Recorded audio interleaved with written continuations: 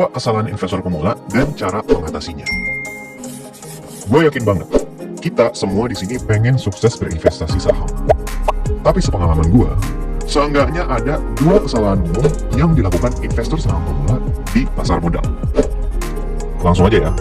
1. Nggak tahu apa yang dibeli. 2. Nggak sabaran. Oke, gue akan coba jelasin satu per satu. Pertama, nggak tahu apa yang dibeli. Ini adalah kesalahan paling umum yang terjadi di hampir semua investor saham pemula. Gua sendiri pun melakukan kesalahan ini berulang-ulang kali. Waktu awal gua punya rekening saham, pengennya ya langsung belanja saham. Apa aja deh, yang penting gua punya saham dulu, gitu kan. Gua nggak tahu cara analisa saham, gua nggak tahu perusahaan apa yang valuasinya murah, gua nggak tahu sektor apa yang lagi menarik. Intinya, gua nggak tahu harus beli saham apaan. Ya, maklum lah, investor pemula gitu kan. Tapi, karena di zaman sekarang ini informasi mudah banget datang ke kita, salah satunya adalah informasi tentang saham yang katanya pasti cuan ini. Nah, ini nih, biang keladinya. Investor saham pemula yang rekening sahamnya baru aja jadi, hasrat ingin beli sahamnya itu tinggi. Apalagi pas tahu bahwa dengan hanya 500.000 aja, lu sebenarnya udah bisa beli saham macam-macam gitu kan. Nah, hasrat ingin beli saham yang tinggi ini, tapi jika diiringi dengan ilmu yang pas-pasan mengenai investasi, apalagi nggak ada ilmunya, itu adalah kombinasi yang buruk. Karena yang ada di otak kita nanti cuan doang. Padahal yang namanya investasi saham itu berisiko tinggi. Tapi ya, namanya investor pemula, dikasih informasi lewat artikel begini misalnya. Eropa mulai kedinginan, harga batubara diramal masih membara. Berikut 5 saham batubara yang berpotensi cuan maksimal. Bah, gimana nggak tertarik kan para investor baru ini? Ya nggak? Siapa sih yang nggak mau cuan maksimal? Selain informasi dari artikel, koran, ataupun website, lu juga wajib berhati-hati sama informasi dari grup-grup Telegram atau WhatsApp atau apapun itu. Wah, ini banyak banget ya. Dari dulu sampai sekarang, grup-grup kayak gitu laku banget. Ya, karena memang pasarnya selalu ada. Gua sih, seingat gua ya, nggak pernah melarang lo untuk join ke dalam grup atau komunitas sesuatu. Cuman, saran gua adalah jangan diambil mentah-mentah rekomendasinya. Syukur-syukur ada grup yang diskusinya sehat, jadi bisa nambah wawasan. Intinya, secara umum, lo jangan percaya siapapun di internet. Nah, terus solusinya apa? Cara paling efektif buat gua adalah membuat jurnal investasi sebelum membeli suatu saham. Jurnal investasi itu kayak semacam diary gitu deh, yang isinya adalah alasan-alasan kenapa gua beli saham X. Contoh, perusahaan X ini bergerak di bidang apa sih? Kenapa beli di harga sekian? Gimana cara dia dapat uang? Penjualannya naik gak dari tahun ke tahun? Gross marginnya sebesar apa? ROE-nya berapa persen? PBV-nya wajar nggak nih? Harus kasnya gimana? Dan lain-lain dan lain-lain. Dengan membuat jurnal investasi, lo akan jadi tahu nih, lo itu sebenarnya paham nggak dengan perusahaan yang akan lo beli? Pertanyaan lanjutannya adalah, harus seberapa lengkap jurnal investasinya bang? Jawabannya, selengkap yang lo bisa aja. Beneran? Coba deh, lo berperilaku saat seperti lo mau beli HP baru. Lo kan nggak mesti tahu dari A sampai Z untuk akhirnya beli HP-nya. Ya nggak? Karena lo cuma mau beli HP, bukan mau jadi analis HP. Kalau lo beneran meneliti A sampai Z, yang ada nanti nggak akan beli-beli jadinya. Ya nggak? Tapi gue yakin lah, selama ini minimal sebelum lu beli HP, pasti lu riset dulu kan, kecil-kecilan. Misal, nonton reviewnya di channel Gadget Game. Atau lu nanya ke temen yang memang udah pakai HP itu. Dan lain-lain. Karena lu pengen tahu nih, handphone yang akan lu beli ini sebagus apa sih dibandingkan dengan uang yang akan lu keluarin. Gitu kan? Nah, pertanyaannya sekarang, kalau lu mau beli HP aja riset dulu, kenapa waktu mau beli saham nggak kayak gitu juga? Kalau sekarang kan bisa ya, lihat reviewnya dulu di YouTube. kumpulin informasinya dikit-dikit lewat koran online.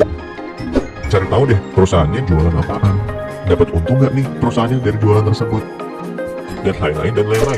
Baru akhirnya lo beli saham perusahaan gitu. Jadi maksud gua adalah nyari informasi kayak gitu itu nggak begitu sulit daripada lo beli saham perusahaan tapi belinya asal-asalan. Ya nggak? Kalau lo belinya asal, karena misalnya ada yang bilang saham ini bakalan cuan loh, nanti siapa yang mau disalahin kalau ternyata yang terjadi sebaliknya? Orang yang ngasih tahu saham itu ke lo, atau YouTuber yang pernah analisis saham itu di channelnya?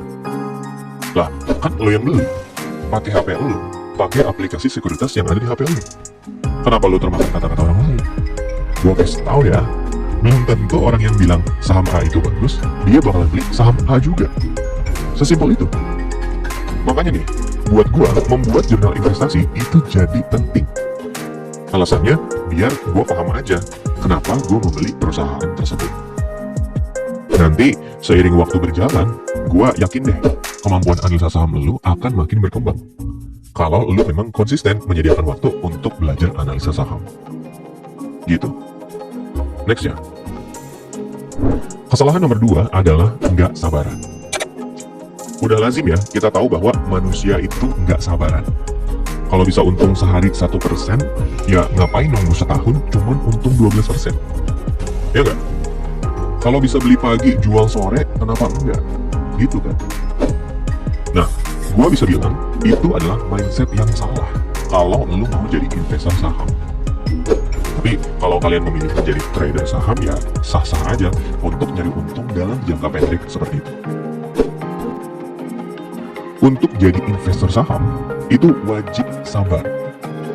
Nggak ada lagi solusinya selain itu. Sebagus apapun saham perusahaan yang lu pegang, kalau lu nggak sabaran, hasilnya nggak akan maksimal. Contoh deh, gua ambil saham Bank BCA ya. Setelah misalnya lu buat jurnal investasi lu sendiri, dan mendapatkan kesimpulan bahwa Bank BCA adalah perusahaan yang kinerjanya baik, dan akhirnya lu beli sahamnya. Terus, sisanya kita harus ngapain? Ya, gak usah ngapa-ngapain lagi. Tinggal sabar doang. Kalau lu kerjaannya ngeliatin harga saham harian, mingguan, bulanan, percaya deh, kegiatan investasi lu gak akan tenang. Kenapa gak tenang? Karena lu akan jadi was-was, nungguin sahamnya naik. Padahal mah, ya gak usah ditungguin. Saham apapun, dalam jangka pendek akan naik turun doang kerjaannya. Coba lihat nih. Per hari ini aja, saham Bank BCA turun 0,87%. Terus, dalam 5 hari terakhir, turun 1,73%. Lo lihat sendiri nih, naik turun doang. Ya nggak? Nah, buat gua, pergerakan harga saham dalam jangka pendek, itu nggak ada artinya. Selama kinerja perusahaan baik, harga sahamnya, gua yakin dalam jangka panjang akan ikutan baik. Sekarang, pertanyaannya adalah, seberapa panjang jangka panjang itu, Bang? Tentu jawabannya akan beda ya masing-masing orang. Tapi kalau gua minimal 3 tahun. Setahu gua nggak ada ya ilmu yang saklek bilang bahwa sekian tahun adalah jangka panjang. Mungkin ada yang jawab setahun, 5 tahun, 10 tahun, dan lain-lain. Tapi kalau gua 3 tahun. Jadi gua sendiri kalau mau beli suatu saham selalu nanya ke diri sendiri, siap sabar megang saham ini 3 tahun nggak?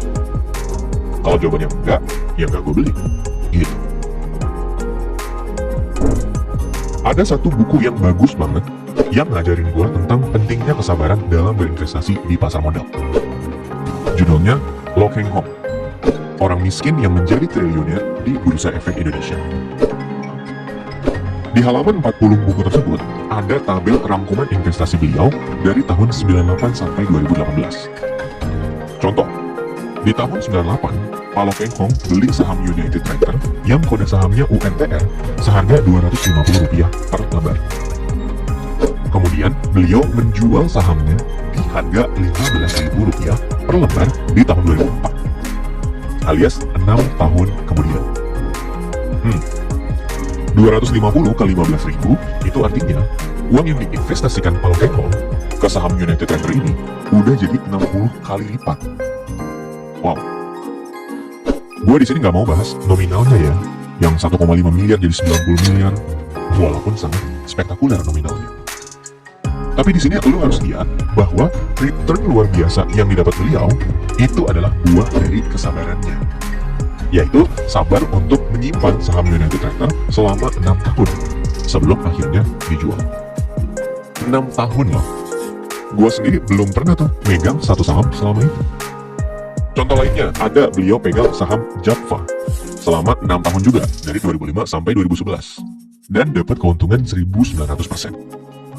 Sisanya ada banyak, mending lu baca sendiri biar gua nggak terlalu spoilerin isi bukunya. Kalau lu tertarik, link pembelian bukunya ada di kolom deskripsi. Bukunya bagus, bahasanya sederhana banget, dan yang paling gua suka adalah karena banyak gambarnya. Jadi nggak ngebosenin buat gua. Oke, next. Sebagai kesimpulan, kalau lu mau jadi investor saham yang lebih baik dari sebelumnya, lu harus mampu mengatasi 2 kesalahan investor saham pemula tadi. Kalau lu masih nggak tahu saham apa yang mau lu beli, ya lu bikin jurnal investasi. Kalau lu nggak sabaran, ya solusinya harus sabar.